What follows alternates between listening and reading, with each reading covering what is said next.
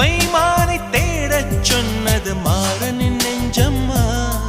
விழி கண்டவர் கண்டிட கெஞ்சிது நெஞ்சது கொஞ்சம் நில்லம்மா.